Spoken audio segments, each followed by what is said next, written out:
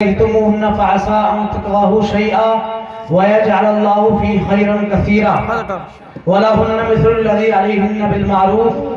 آمنت بالله صدق الله مولانا العظيم وصدق رسوله النبي الأمير الكريم ونحن على ذلك لمن الشاهدين والشاكرين والحمد لله رب العالمین.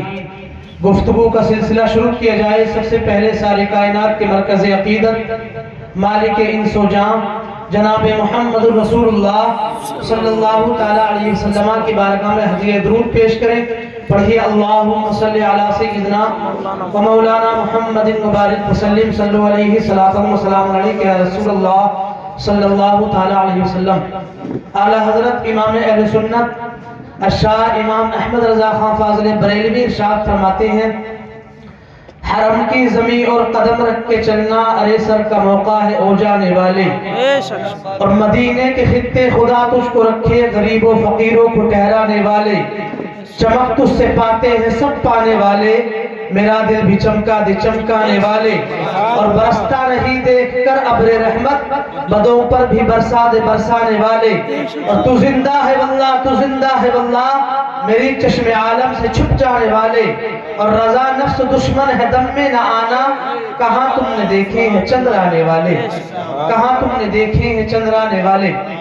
آقا کریم صلی اللہ تعالی علیہ وسلم سے پیار کرنے والوں، آج دنیا کے اندر روئے زمین پر بے شمار رشتے پائے جاتے ہیں. بہت سارے رشتے وجود کے اندر موجود ہیں. جن سارے رشتوں سے میں بھی واقف ہوں ان سارے رشتوں سے آپ بھی واقف ہیں. کہیں چچا تاؤ کا رشتہ، کہیں ماما بھانجے کا رشتہ، کہیں ماں بیٹی کا رشتہ، کہیں بیٹی اور باپ کا رشتہ، کہیں ننند بھاوج کا رشتہ، کہیں چچا تاؤ کا رشتہ. لیکن یاد رکھے بنکا والے کے سنی جنتی مسلمانوں، ان سارے رشتوں میں سب سے پہلے کائنات میں اگر کوئی رشتہ وجود میں آتا ہے، سب سے پہلے اگر کوئی رشتہ بنتا ہے تو رشتہ نکاح بنتا ہے. رشتہ نکاح کائنات میں سب سے پہلے وجود میں آتا ہے، سب سے پہلے رشتہ نکاح بنتا ہے. اللہ تبارک و تعالیٰ قرآن مقدس کے اندر ارشاد فرماتا ہے یا ایھا الناس اتقوا ربکم الذی خلقکم من نفس واحدہ. اے لوگو ڈرو اس رب سے کہ جس نے تمہیں ایک جان سے پیدا کیا اور اسی سے اسی کا جوڑا بنایا اور اس سے بہت سارے مرد اور بہت ساری عورتوں کو پیدا کیا. یہ رشتہ نکاح کی پہلی خصوصیت ہے کہ کائنات میں رشتے جتنے بنے ہیں ان سارے رشتوں میں سب سے پہلے دنیا میں اگر کوئی رشتہ بنتا ہے تو رشتہ نکاح بنتا ہے. آقا کریم صلی اللہ تعالی علیہ وسلم سے پیار کرنے والوں، یہ سارے رشتے آج تو دنیا کے اندر پائے جا رہے ہیں، چاہے وہ ماں بیٹی کا رشتہ ہو یا باپ بیٹے کا رشتہ ہو یا چچا تاؤ کا رشتہ ہو، ماما بھانجے کا رشتہ ہو، یہ سارے کے سارے رشتے روئے زمین پر بنتے ہیں. لیکن قربان جائے اس رشتے پر، قربان جائے اس نکاح پر کہ جس نکاح میں جس رشتے میں ہمارے بھائی کل صبح رضوان صاحب منسلک ہونے والے ہیں. جب یہ رشتہ نکاح بنتا ہے تو پھر دنیا پر نہیں بنتا، زمین پر نہیں بنتا بلکہ جنت کی بہاروں میں قائم ہوتا ہے. اللہ فرماتا ہے یا آدم اسکن انت وزوجک الجنہ، اے آدم تم اور تمہاری بیوی دونوں جنت میں رہو. دنیا کے سارے رشتے زمین پر بنتے ہیں لیکن رشتہ نکاح جب قائم ہوتا ہے تو زمین پر نہیں بلکہ جنت کی بہاروں میں قائم ہوا کرتا ہے. سبحان اللہ، کیا بات ہے. رشتہ نکاح جب بنتا ہے تو پھر زمین پر نہیں جنت کی بہاروں میں قائم ہوتا ہے. آقا کریم صلی اللہ تعالی علیہ وسلم سے پیار کرنے والوں، آج اسکول میں پڑھنے والے بچے ایک دوسرے سے محبت کرتے ہیں، پڑوسی پڑوسی سے محبت کرتا ہے، قوم علماء سے محبت کرتی ہے اور علماء قوم سے محبت کرتے ہیں، امام مقتدی سے محبت کرتا ہے اور مقتدی امام سے پیار کرتے ہیں. آج یونیورسٹیز میں پڑھنے والے بچے ایک دوسرے سے تعلق بناتے ہیں، پیار محبت کرتے ہیں. لیکن جلالی آپ سے پوچھنا چاہتا ہے کیا پڑوسی کی محبت کی گارنٹی ہے کہ یہ اللہ کی جانب سے ہوتی ہے؟ کیا مدرسے میں پڑھنے والے بچوں کی جو محبت ہے وہ اللہ کی جانب سے ہوتی ہے؟ کہ اسکول کالج اور یونیورسٹیز میں پڑھنے والے بچوں کی جو محبت ہوتی ہے وہ اللہ کی جانب سے ہوتی ہے؟ امام اور مقتدی کی محبت کیا گارنٹی ہے کہ اللہ کی جانب سے ہو؟ اس کی کوئی گارنٹی نہیں. لیکن جس رشتہ نکاح میں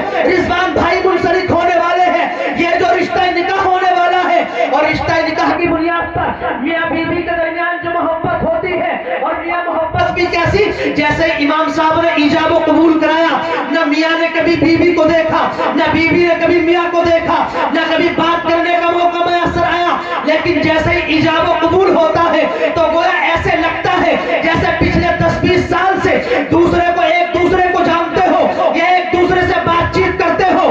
لیکن قربان جائے اس نکاح کی خصوصیت پر، سارے رشتوں کی کوئی گارنٹی نہیں، لیکن رشتہ نکاح کی بنیاد پر جو میاں بیوی کے درمیان محبت ہوتی ہے یہ اللہ کی جانب سے ہوتی ہے، اللہ رب العزت عطا فرماتا ہے۔ اس لیے کہ اللہ قرآن میں کہتا ہے وَجَعَلَ بَيْنَكُمْ مَوَدَّةً وَرَحْمَةً، ہم نے میاں اور بیوی کے دونوں کے درمیان محبت اور رحمت کی فضا کو قائم فرما دیا۔ نعرہ تکبیر، نعرہ رسالت، فیضان سرکار مدینہ، مسلک اعلی حضرت، علماء اہل سنت، عشق و محبت، عشق و محبت، بستی بستی قریہ قریہ، بستی بستی قریہ قریہ، نجدی کے منہ میں لوہے کا سریہ، نعرہ تکبیر، نعرہ رسالت۔ یہ رشتہ نکاح کی فضیلت ہے۔ آقا کریم صلی اللہ علیہ وسلم سے پیار کرنے والوں، قیامت کا ایک دن، توجہ ہے حضرت کی، جی بے شک 50,000 سال کا ہوگا، اور اعلیٰ حضرت امام اہل سنت نے ایک رسالہ لکھا اسماع الاربعین فی شفاعت سید المحبوبین، فتاوی رضویہ کے اندر یہ موجود ہے رسالہ، اور اعلیٰ حضرت امام اہل سنت نے 40 احادیث کو ایک جگہ جمع کر دیا، اور ان احادیث کا مطلب اور مقصد یہ ہے کہ سرکار مصطفیٰ میدان محشر میں ہم گناہگاروں کی شفاعت فرمائیں گے، سبحان اللہ۔ سبحان اللہ۔ تو 50,000 سال کا ایک دن ہوگا، اور جب مردے قبروں سے اٹھیں گے تو کفن کے ساتھ اٹھیں گے، لیکن مدت طویلہ کی بنیاد پر کفن بھی سب کا پھٹ پھٹ کر کے گر جائے گا۔ اور اعلیٰ حضرت امام اہل سنت اسی کے بارے میں لکھتے ہیں کہ میدان محشر میں کوئی انسان گناہوں کی بنیاد پر پسینے میں ٹخنوں تک ہوگا، کوئی گھٹنوں تک ہوگا، اور کوئی ناف تک ہوگا، کوئی سینے تک ہوگا، اور اعلیٰ حضرت تحریر فرماتے ہیں کہ کچھ لوگ میدان محشر میں اپنے گناہوں کی بنیاد پر پسینے میں مثل جہاز کے ہوں گے، کہ جس طرح کشتی پانی کے اندر تیرتی ہے یا پانی کے اوپر جہاز چلتا ہے، ایسے ہی میدان محشر میں لوگ انسان تیرتے ہوئے ہوں گے۔ جب کوئی کسی کا پرسارے حال نہ ہوگا، نفسا نفسی کا عالم ہوگا، سارے لوگ کبھی کسی نبی کے پاس جائیں گے، کوئی کسی نبی کے پاس جائے گا، لیکن اس دن سارے نبی کہیں گے اذهبوا الى غیری، آج کسی اور کے پاس چلے جاؤ، آج کسی اور کے پاس چلے جاؤ، لیکن آمنہ کا لال کہے گا انا لہا، انا لہا، ہاں آج میرے پاس آ جاؤ۔ سرکار مصطفیٰ گناہگاروں کی شفاعت فرمائیں گے۔ غرض کے سارے رشتے ناتے جب ماں بیٹے کا نہ ہوگا اور بیٹی باپ کی نہ ہوگی، کوئی کسی کا پرسارے حال نہ ہوگا، سارے رشتے ناتے ٹوٹ جائیں گے۔ امام مقتدی کا رشتہ ٹوٹ جائے گا، علماء قوم کا رشتہ ٹوٹ جائے گا، باپ بیٹے کا رشتہ ختم ہو جائے گا، سارے رشتے ختم ہو جائیں گے۔ لیکن میدان محشر میں بھی اگر کوئی رشتہ قائم رہے گا تو رشتہ نکاح قائم رہے گا۔ اللہ کا قرآن کہتا ہے ہم وازواجہم فی ظلال علی الارائک متکئون، وہ اور ان کی بیوی تخت پر تختیوں، تخت پر سایوں میں تکیہ لگائے ہوئے ہوں گی۔ جہاں سارے رشتے ناتے ٹوٹ رہے ہوں گے وہی رشتہ نکاح قائم رہے گا، اور میاں بیوی تخت پر تکیوں میں سائے لگائے ہوئے ہوں گے۔ سبحان اللہ، کیا بات ہے۔ یہ رشتہ نکاح کی فضیلت۔ اب آئیے حقوق زوجین کے حوالے سے خدا آپ تک بات پہنچاؤں۔ اللہ تبارک و تعالیٰ قرآن مقدس کے اندر ارشاد فرماتا ہے وَعَاشِرُوهُنَّ بِالْمَعْرُوفِ، لوگوں اپنی بیویوں کے ساتھ بھلائی اور نیکی کے ساتھ زندگی گزارو۔ مذہب اسلام کی جب تک جلوہ گری نہیں ہوئی تھی اور بانی اسلام سرکار مصطفیٰ صلی اللہ علیہ وسلم جب تک اس دنیا کے اندر تشریف نہ لائے تھے، ہر انسان اپنے حقوق سے غافل تھا، یہاں تک کہ مرد عورتوں سے اپنے کام کرا لیا کرتے تھے، لیکن بیویوں کو غلام بنا کر، باندیا بنا کر کے رکھتے تھے، اور بیویوں کے حقوق کو ادا نہیں کرتے تھے۔ پڑوسی کے حقوق سے غافل تھا، رشتہ دار اپنے رشتہ دار کے حقوق سے غافل تھا۔ لیکن جیسے ہی مذہب اسلام کی جلوہ گری ہوتی ہے اور بانی اسلام جناب محمد الرسول اللہ صلی اللہ تعالیٰ علیہ وسلم وسلم دنیا کے اندر تشریف لاتے ہیں تو سرکار مصطفیٰ نے میاں کے بیوی کے حقوق بنا دیے اور بیوی کو میاں کے حقوق بتا دیے، پڑوسی کو حقوق بتا دیے، غرض کے سارے انسانیت کو اس کے اپنے اپنے حقوق بتا دیے، اور ان حقوق کی حفاظت کے لیے اللہ نے قرآن کی آیت کریمہ نازل فرما دی اور لوگوں کو اللہ نے ارشاد فرمایا وَعَاشِرُوهُنَّ بِالْمَعْرُوفِ، لوگوں اپنی بیویوں کے ساتھ بھلائی اور نیکی کے ساتھ زندگی گزارو۔ اب دنیا کے سارے مردوں پر لازم ہے کہ نکاح کے بعد بیوی کے ساتھ بھلائی کے ساتھ زندگی گزارے۔ اگر بیوی کو روٹی کی ضرورت پڑتی ہے تو پھر شوہر کی ذمہ داری ہے، اگر بیوی کو کپڑے کی ضرورت ہوتی ہے تب شوہر کی ذمہ داری ہے، بیوی کو اگر مکان کی ضرورت پڑتی ہے تب شوہر کی ذمہ داری ہے۔ غرض کے زندگی گزارنے میں بیوی کو جس چیز کی ضرورت پڑے گی اب شوہر کی ذمہ داری ہے اس کے حقوق کو ادا کرے، ورنہ اگر شوہر بیوی کے حقوق کو ادا نہ کرے گا تو دنیا میں بھی پکڑا جائے گا اور اللہ کی بارگاہ میں جواب دینا ہوگا۔ اس لیے آج بیوی والو اللہ نے بیوی دی ہے اور سرکار مصطفیٰ کی سنت کو تم نے ادا کیا ہے تو بیویوں کے حقوق کو ادا کر کے یہاں بھی سرخرو ہو جاؤ اور اللہ رب العزت آخرت میں بھی تم کو اجر و ثواب کا مستحق بنا دے گا۔ نعرہ تکبیر، نعرہ رسالت، فیضان سرکار مدینہ، نعرہ تکبیر، نعرہ رسالت۔ سرکار مصطفیٰ نے اپنی بیویوں کے ساتھ کیسے زندگی گزاری؟ سرکار مصطفیٰ صلی اللہ تعالی علیہ وسلم نے ازواج مطہرات کے ساتھ کیسا معاملہ فرمایا؟ حضرت اسود بخاری شریف کی حدیث پاک ہے، حضرت اسود اس حدیث پاک کے راوی ہے، یہ بیان فرماتے ہیں سألت عائشہ رضی اللہ تبارک و تعالی عنہا ما کان النبی یصنع فی بیتہ، قالت عائشہ رضی اللہ تبارک و تعالی عنہا کان یکون فی محنت اہلہ فَإِذَا حَضَرَتِ الصَّلَاةُ خَرَجَ إِلَى الصَّلَاةِ۔ حضرت اسود بیان فرماتے ہیں کہ میں نے حضرت عائشہ سے پوچھا کہ سرکار گھر کے اندر کیا کیا کرتے تھے؟ تو حضرت عائشہ بیان فرماتی ہے کانا یکون فی محنت اہلہ، اور ایک روایت میں ہے کانا یکون فی محنت اہلہ ای اہل بیتہ، یعنی اپنے گھر والوں کا سرکار مصطفیٰ کام کیا کرتے تھے، ازواج مطہرات کا کام میں ہاتھ بٹایا کرتے تھے۔ حدیث پاک سے پتہ چلتا ہے کہ بیویوں کے ساتھ شوہروں کا گھر کے اندر گھر کے کاموں میں کام میں ہاتھ بٹانا یہ سرکار مصطفیٰ کی سنت ہے، اور اسی حدیث پاک کی شرح میں محدثین نے لکھا ہے کہ سرکار مصطفیٰ گھر کے اندر کبھی سینے پرونے کے کام میں مشغول ہو جایا کرتے تھے، اور کبھی سرکار مصطفیٰ ضرورت پڑتی تھی تو آٹا گوندھ دیا کرتے تھے، کبھی سرکار مصطفیٰ گھر کے اندر جھاڑو دے دیا کرتے تھے، کبھی سرکار مصطفیٰ ضرورت پڑتی تھی تو گھر کے اندر بستروں کو تہہ کر دیا کرتے تھے۔ یہ سرکار مصطفیٰ کی خانگی زندگی ہے، یہ میرے پیارے مصطفیٰ کی گھریلو زندگی ہے۔ لیکن آج کا نوجوان بیوی سے سارے کام کرانا چاہتا ہے لیکن بیوی کے ساتھ ہاتھ نہیں بٹانا چاہتا۔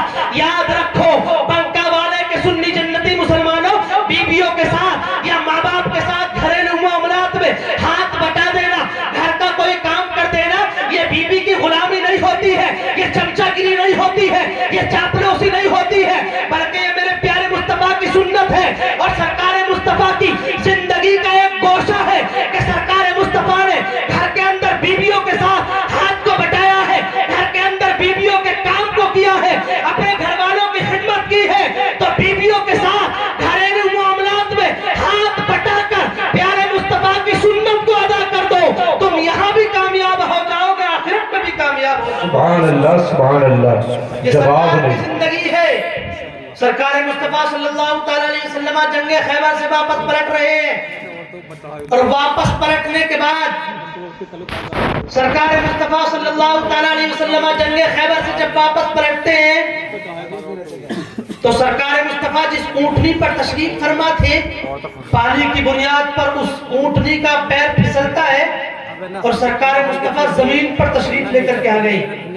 ام المؤمنین حضرت صفیہ بھی آپ کے ساتھ میں تھی، اور سرکار مصطفیٰ صلی اللہ علیہ وسلم کے صحابی حضرت ابو طلحہ انصاری سرکار مصطفیٰ کو سوار کرنے کے لیے سرکار مصطفیٰ کی جانب دوڑتے ہیں، اور آپ کے ہاتھ میں ایک چادر تھی، لیکن سرکار مصطفیٰ نے ارشاد فرمایا علیک بالمرأتی، اے میرے صحابی مجھ کو چھوڑ دو، پہلے میری زوجہ کو دیکھو، پہلی عورت سرکار مصطفیٰ صلی اللہ تعالیٰ علیہ وسلم نے یہاں بھی اپنی زوجہ کی دلجوئی فرمائی ہے، سرکار مصطفیٰ نے اپنی بیوی کی دلجوئی فرمائی ہے، سرکار مصطفیٰ نے اپنی ذات کو چھوڑ دیا اور اپنے صحابی سے ارشاد فرمایا علیک بالمرأۃ، اے ابو طلحہ تم مجھ کو چھوڑو، پہلے عورت کو دیکھو۔ جناب ابو طلحہ جس چادر کو ہاتھ میں لے کر کے آئے تھے اسی کو اپنے چہرے پر ڈالتے ہیں اور حضرت صفیہ کے پاس جاتے ہیں اور ان کو اونٹنی کے کجاوے پر آپ سوار فرما لیتے ہیں۔ یہ سرکار مصطفیٰ کی دلجوئی ہے، بیویوں کے ساتھ دلجوئی ہے، سرکار مصطفیٰ نے بیویوں کی دلجوئی طرح طرح سے فرمائی ہے۔ لہذا آج بھی ضرورت ہے کہ بیویوں کو ہر طریقے سے خوش رکھو، بیویوں کی دلجوئی کرو۔ یہ پیارے مصطفیٰ کی زندگی کا ایک گوشہ ہے، یہ میرے سرکار کا طریقہ ہے، یہ پیارے مصطفیٰ کی سنت ہے۔ اور کبھی کبھی سرکار مصطفیٰ اپنی ازواج مطہرات کی سہیلیوں کو کوئی تحفہ بھیج دیا کرتے تھے، کبھی سرکار مصطفیٰ ازواج مطہرات کے ساتھ دوڑ لگایا کرتے تھے۔ حضرت عائشہ پیچھے رہ گئی، لیکن دوسری مرتبہ میں سرکار مصطفیٰ آگے نکل گئے تو سرکار مصطفیٰ جب آگے نکلے اگلی مرتبہ حضرت عائشہ آگے نکل گئی۔ سرکار فرماتے ہیں عائشہ دونوں کا معاملہ برابر ہو گیا، ایک مرتبہ آگے میں نکل گیا، دوسری مرتبہ تم نکل گئی۔ یہ سرکار نے اپنے ازواج مطہرات کی دلجوئی فرمائی ہے۔ لیکن آج کل کے نوجوان کا عالم کیا ہے؟ اگر آٹے میں نمک کم ہے تو طلاق کی بات کی جاتی ہے، روٹی کچی ہے تب طلاق کی بات کی جاتی ہے، چاول کچے ہو گئے تو ڈنڈا اٹھایا جاتا ہے، گھر میں جھاڑو نہیں لگی تو پھر بیوی کو مارا جاتا ہے۔ جلانی تم کو ایک درس دے کر کے جانا چاہتا ہے۔ پیارے مصطفیٰ نے بیان فرمایا ما ظلم رسول اللہ صلی اللہ تعالیٰ علیہ وسلم شیئا قط بیدہ ولا امرأة ولا خادما۔ حضرت عائشہ فرماتی ہے لوگوں پیارے مصطفیٰ نے کبھی کسی بیوی کو ہاتھ نہیں لگایا اور کبھی کسی عورت پر ہاتھ نہیں اٹھایا، کبھی کسی غلام کو نہیں مارا۔ تو بات بات پر بیویوں کو مارنا، ان کو جھڑکنا، طلاق کی دھمکیاں دینا یہ انسانیت نہیں ہے۔ بیویوں کے ساتھ دلجوئی کرو، ان کو خوش کرنے کی کوشش کرو۔ جب تم بیویوں کے ساتھ دلجوئی کرو گے سرکار مصطفیٰ راضی ہو جائیں گے، پروردگار عالم تم سے راضی ہو جائے گا۔ نعرہ تکبیر، نعرہ رسالت، فیضان سرکار مدینہ، فیضان سرکار مدینہ، مسلک اعلی حضرت حضرت علامہ مولانا عبدالقادر جلالی، نعرہ تکبیر، نعرہ رسالت۔ بیوی اگر بد زبان بھی ہو، حضرت عائشہ فرماتی ہیں کہ عورت ٹیڑھی پسلی سے پیدا ہے اور ٹیڑھی ہونے کے حالت ہی میں اس سے فائدہ اٹھایا جا سکتا ہے، ورنہ اگر سیدھی کرنے کی کوشش کرو گے وہ ٹوٹ جائے گی۔ فقی ابو اللہ سمرقندی رحمۃ اللہ تعالیٰ نے ایک کتاب لکھی جس کا نام تنبیہ الغافلین، اور اس کا ترجمہ بریلی شریف سے اردو زبان میں ہوا ذکر للذاکرین کے نام سے۔ اس کی جلد نمبر 3 ہے، اس کے اندر ایک روایت نقل کرتے ہیں کہ حضرت عمر فاروق اعظم کے دور میں ایک انسان آپ کی بارگاہ میں آتا ہے اور آنے کے بعد اپنی بیوی کی کچھ شکایت لے کر کے آیا تھا۔ اس کی بیوی بد زبان تھی، اس سے زبان درازی کیا کرتی تھی۔ زبان دراز بیوی کا علاج بیان کیا ہے حضرت عمر فاروق اعظم نے۔ زبان دراز بیوی تھی، آپ کی بارگاہ میں گئے، دروازے پر جیسے ہی کھڑے ہوئے تو پتا چلا حضرت عمر فاروق اعظم کی بیوی خود ان سے زبان درازی کر رہی ہے۔